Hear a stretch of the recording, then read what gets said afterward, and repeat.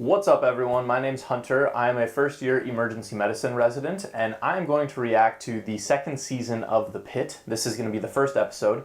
I watched the first season with my family and really enjoyed explaining everything that I would be doing on a day-to-day basis when I started residency. And I am no longer living in my parents' basement, so I am able to share my thoughts with the internet instead of my family. Let's get into it.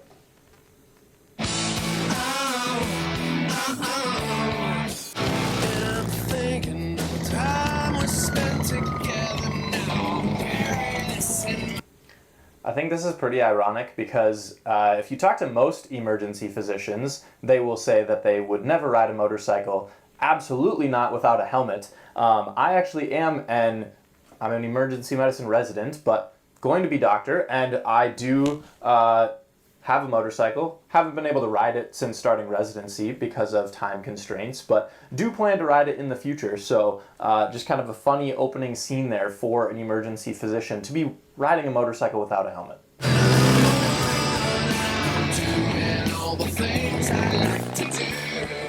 It's also kind of funny that he's beating the ambulance to the hospital because I swear this happens nearly every day on my way to work. Excuse me, guys. Sorry. Come on, Drew.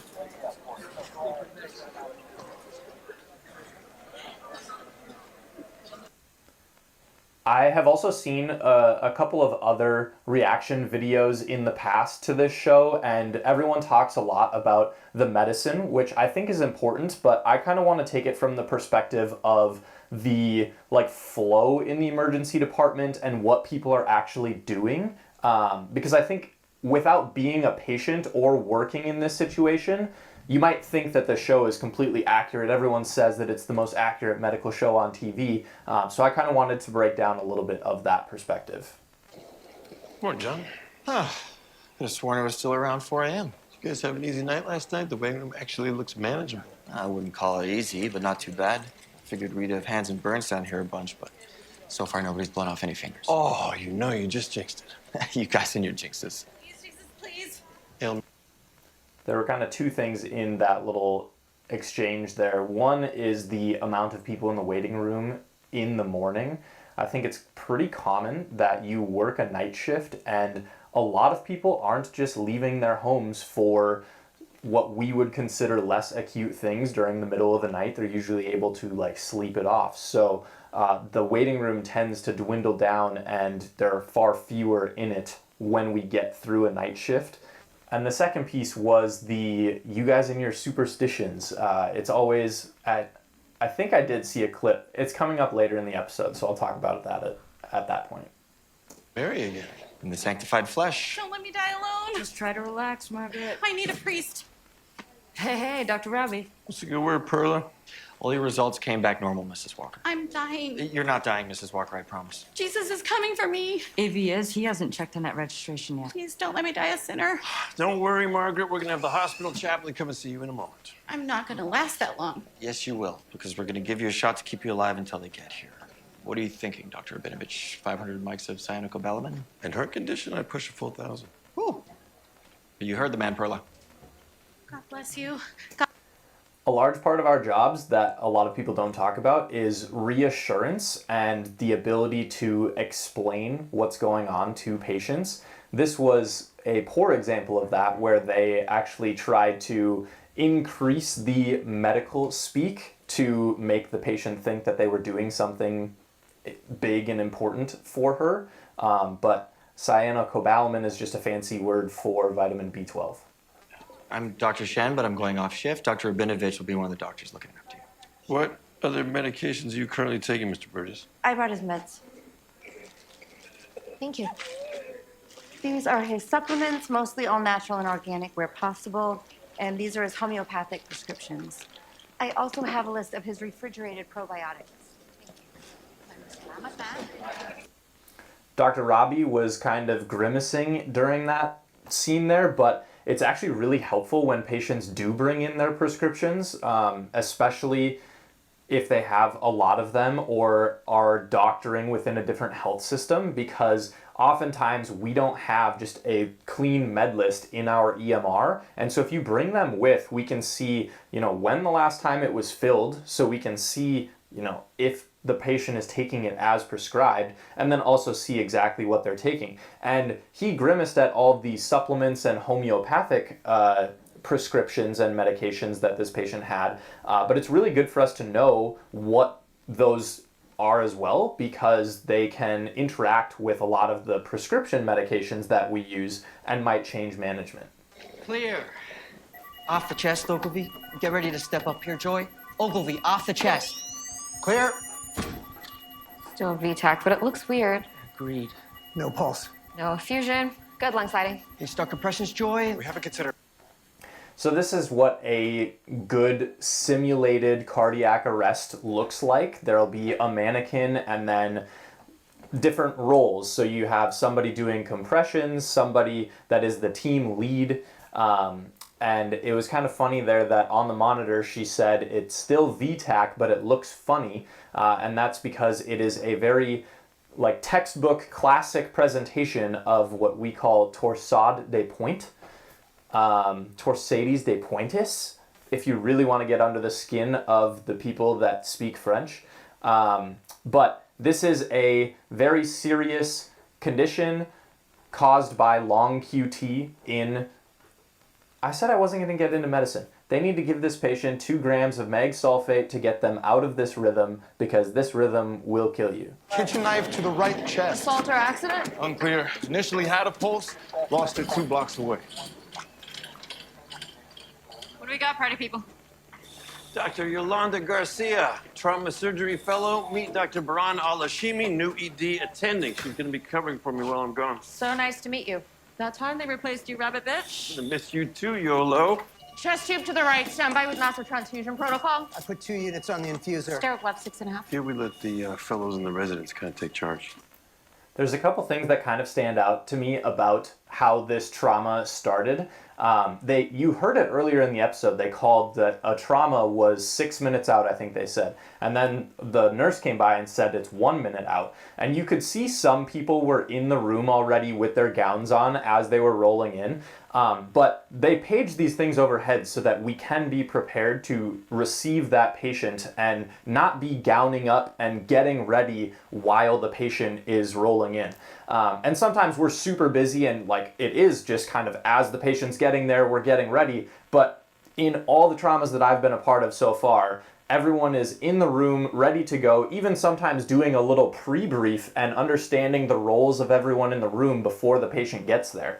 What's also interesting is that we have 2 ED attendings and then a bunch of EM residents and medical students, as well as one of the trauma surgery residents, I think they said, or fellows. But I don't see a single nurse, which the nurses save us in so many of these traumas where as soon as the patient is getting in, if EMS hasn't already gotten IV access, the nurses are doing it without us having to say so. They're getting the patient hooked up to the monitors so that we can see their heart rhythm, get their vitals, blood pressure, O2 sat and everything. They're all doing all of that while in the show here, they're not showing any nurses and it's all these residents that are just preparing to cut into the chest.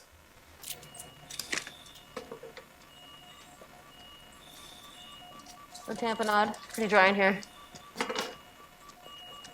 Heart's empty. Somebody start cardiac massage. I'll cross clamp. Yeah, I got it. You do these one-handed, pushing up against the breastbone with 4 fingers. Very good. Not much blood to suction. Okay, team. I Samira, think we next need- steps. Keep transfusing open the right chest. That is correct. Booty's on, kids. There will be blood.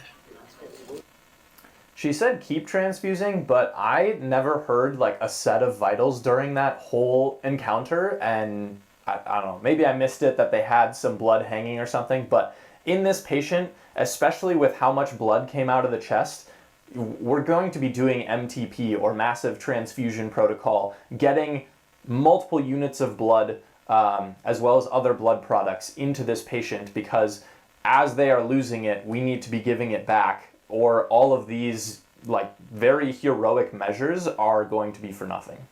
Hey, Doc. It's been a while. I got a bad toothache today. We'll take care of that, Louis. All right.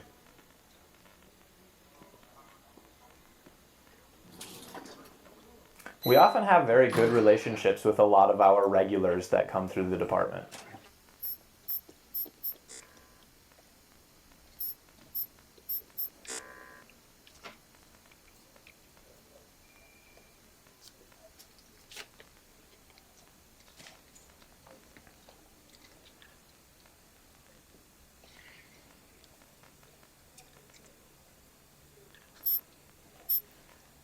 I also found it kind of interesting that both Dr. Robbie and Dr. Langdon here went through the triage area and through the front of the emergency department to get in for their shifts.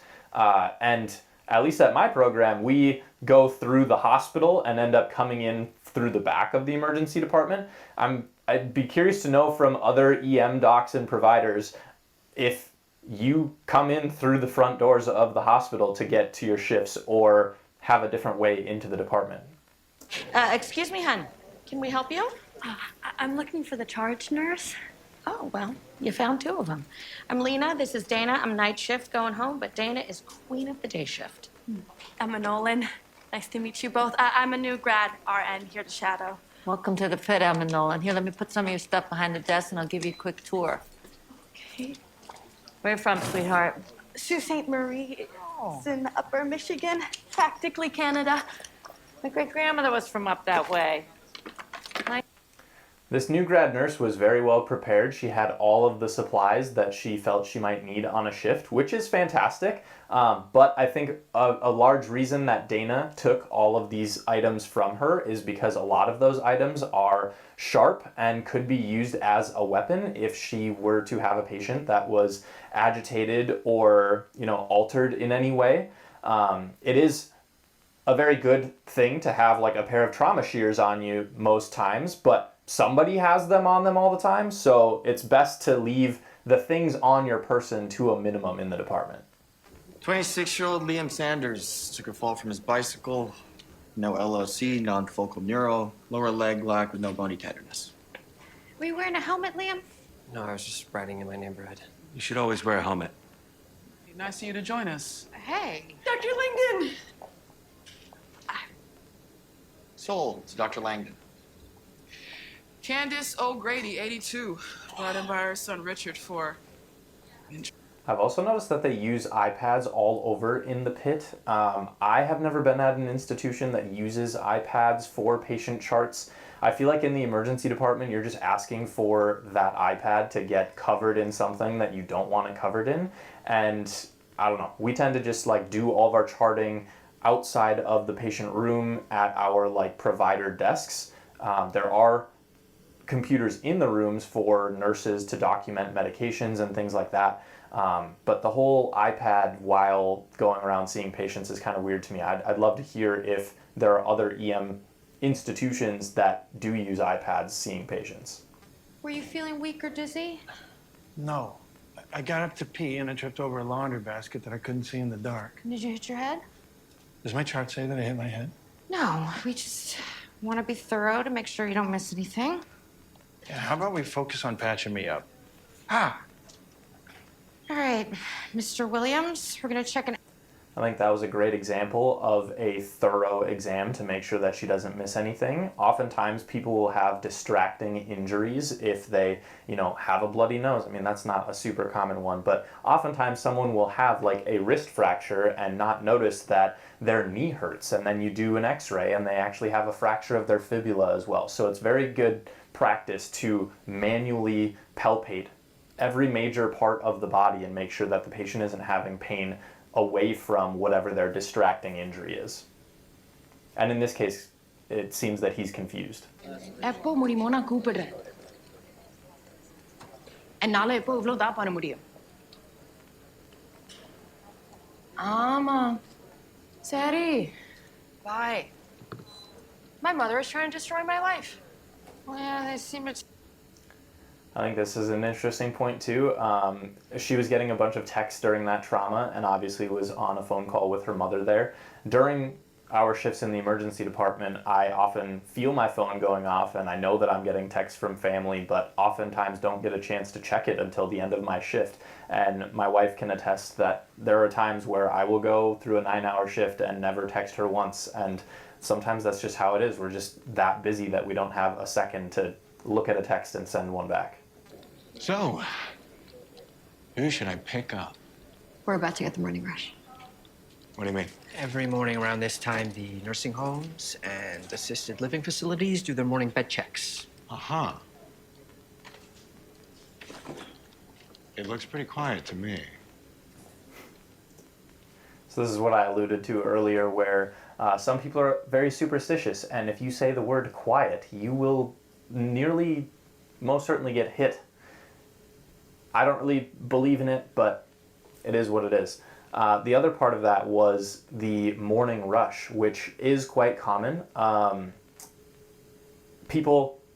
Nursing homes do have bed checks, and they find people that have fallen out of their beds or are altered, are not responding when they go to check them in the morning, and we do get some of those. And then we also get people that, slept off or tried to make it through the night at home with whatever ailment they have, and then decide, it's too bad, and they come in once they wake up in the morning. And so typically we are able to get that waiting room down to nearly zero by 7 a.m. when we have shift change, but then it quickly ramps up, and I would say by the early afternoon, we're back to a full waiting room again. Huh. Incoming. Oh, like I said, come on. Ethan Bostic, 79. Found altered this morning at assisted living. No history of dementia. Has a pulse. Found altered. What's a pulse? Physician orders for life-sustaining treatment. No CPR, no intubation. It must have sat through the part of med school where they tell you 90% of your time will be spent typing. Which is just one more reason surgery is a better lifestyle choice. Hey, Dr. Shamsi. Dr. Trinity Santos. Ah, yes, the ER intern who's interested in my surgery program. Well, that's me, but I'm an R2 now and thinking of double boarding in surgery and emergency medicine, which I know would sound... I've heard R4 and now R2. They're talking about what year of resident they are. So we refer to that oftentimes as PGY 1, 2, 3, 4, whatever, which is post-grad year. R is referring to resident. My program, we call it G, like G1, G2, G3. And now that I'm saying that, I don't even know why. But yes, when they're saying like R2, they're a second year resident. And because there's an R4, I'm assuming that this is a 4-year program. EM comes in multiple flavors. There are 3-year and 4-year programs, but there is a push right now to try to make all programs 4 years, and the decision should be made later this month. So when did your eyes start bothering you, Miss Matthews? Sister Grace, please. I'm only married to God. Of course. I'm sorry. A few days ago, I thought it was pink eye. Or maybe I scratched it while gardening. It's a very bad case of conjunctivitis. We should send a sample to the lab to direct your treatment. Look up for me. Thank you. Great. I'll put a numbing drop in your eye and check for a scratch with a special lamp. And I'll get you to look up for me again. Thank you. Have you ever considered serving God? So that orange strip was a fluorescein strip, which is a special dye that we use in eyes to identify different pathologies.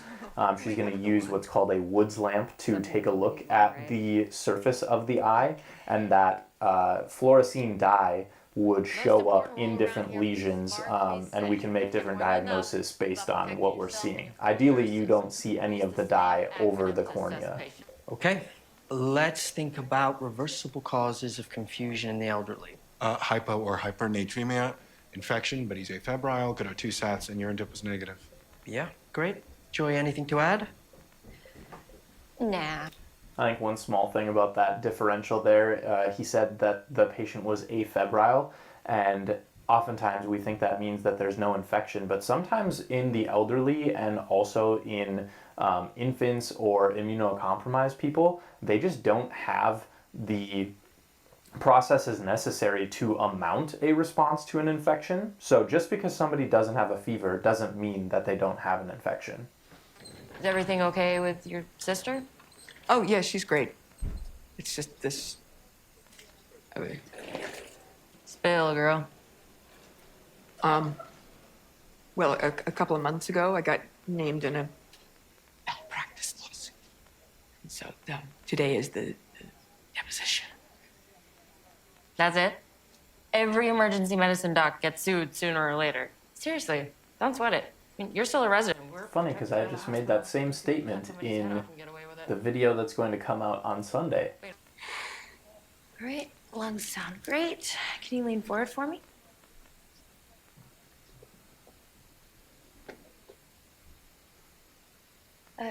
Did you hit your back when you fell down the stairs? No, Okay, there's a pretty good bruise here. I got knocked down in soccer. Oh no, you broke your wrist last year too, huh? Fell with my skateboard. Got a purple cast. Cool color. And you were treated at West Penn? Is that your closest hospital? I guess that would make sense. I've only been dating her dad a few months. He lived in Garfield before the divorce. And what about these? Soccer. Do you wear shin guards? My dad ordered them. What does your dad do for work? He draws buildings, but he's not an architect. He's a draftsman for a firm in Newcastle. Kylie, any chance you can pee? So it's very important to do a full, thorough exam on all of our patients, and especially when people come in with infections and things like that. We're always doing a full skin exam, but it is very important to do the same for all children that come into the department, because what we're seeing here are signs that are concerning for what we would call non-accidental trauma or physical abuse. We see a bunch of different bruises in different stages of healing, and they just asked her if she would be able to pee, because with that big bruise on her back, they're concerned that she might have a blunt kidney injury, and they're going to want to make sure that her body is still functioning properly with all of these injuries. Maybe. Well, with the bruise on your back, we need to check your urine. Okay. Did you eat anything out of the ordinary recently? No. Sorry, but we went through this a bunch. Don't you people communicate? You're the third nurse we've told her story to. I'm a doctor. Richard, would you go to the cafeteria and get me a large chamomile tea? What can we get you, my dear? I'm fine. Thank you. Yeah, I'll be right back.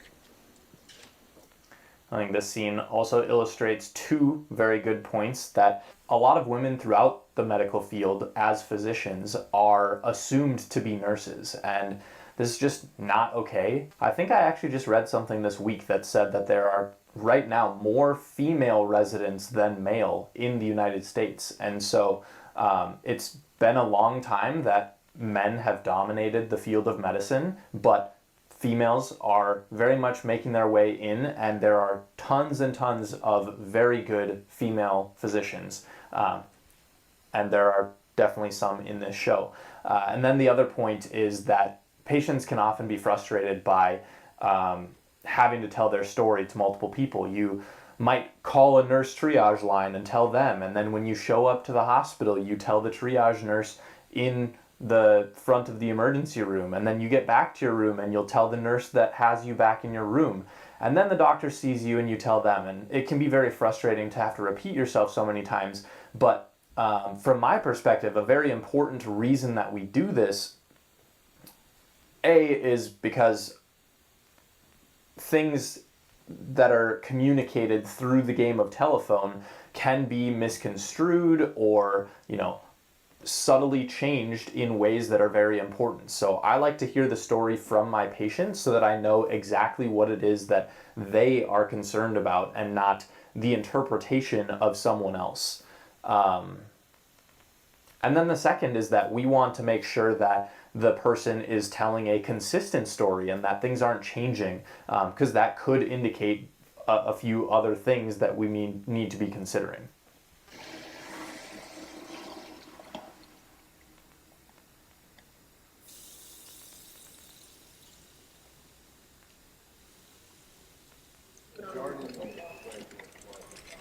And there was the callback that bloody urine indicates that she probably does have some form of a blunt kidney injury from whatever caused the bruise on her back.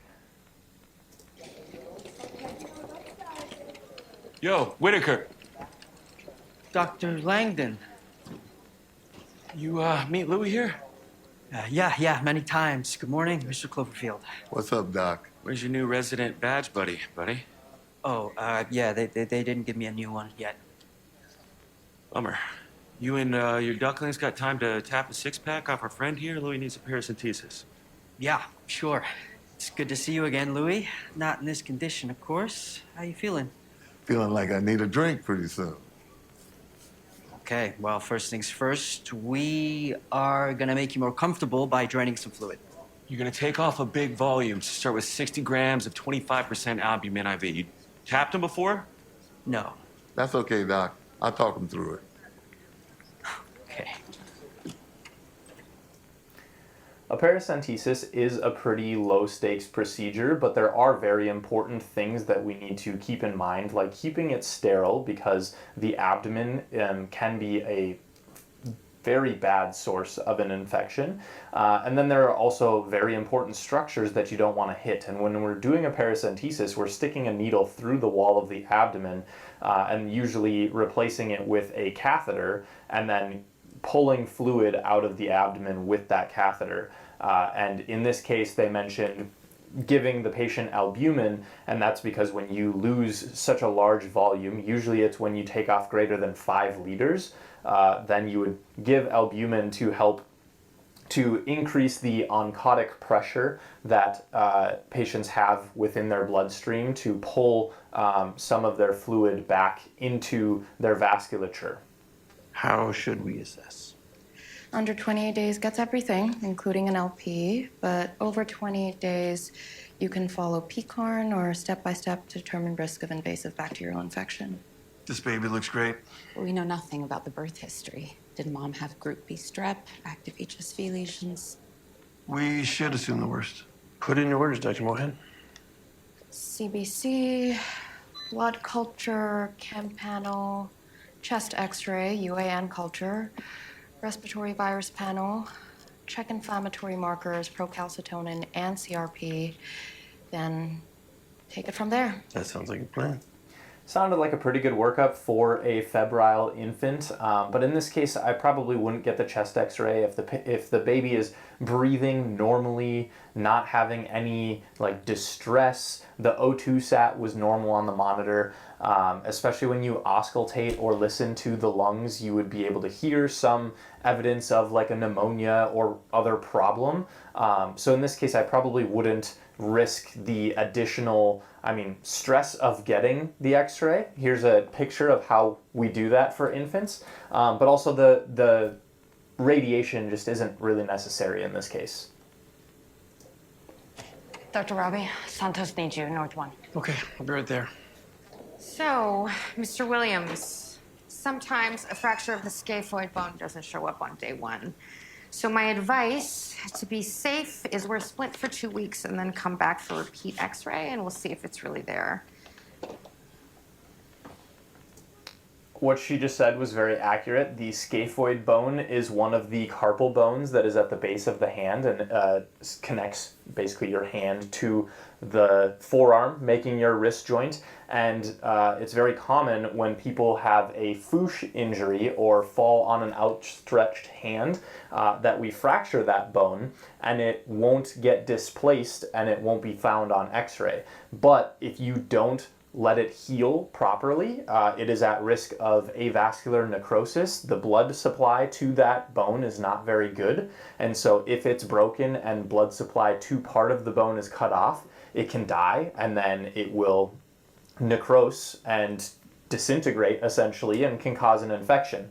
And this was very accurate. You want to splint it and have the patient follow up, but I would say not in the ED. He doesn't need to come back here for this. I would refer this patient to an orthopedic clinic so that if it's continuing to heal and looks good, they can clear him. If it's not, they can put him in another splint, or he might need surgery to have it pinned back together. And we're not going to do that in the ED, so following up with the correct provider would be a better step in this case. My knee hurts.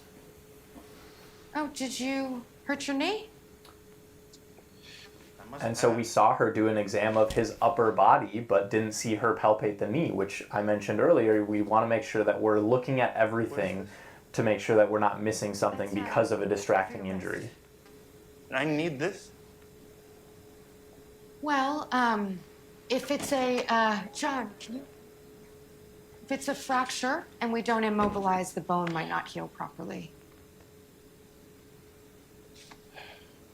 How long is this gonna take? Now that was good in this case. She noticed that he was getting agitated. She called for help to be there in case things escalate, but didn't, have security come sit him down right away because she can de-escalate. And she's noticing that he's confused and needs some head imaging. How's she doing? Seems happy enough. Yeah. I just got a quick point of care CBC.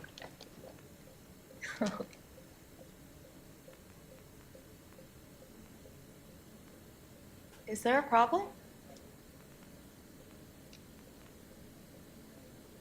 Did I miss something? Dr. Al? Dr. Al?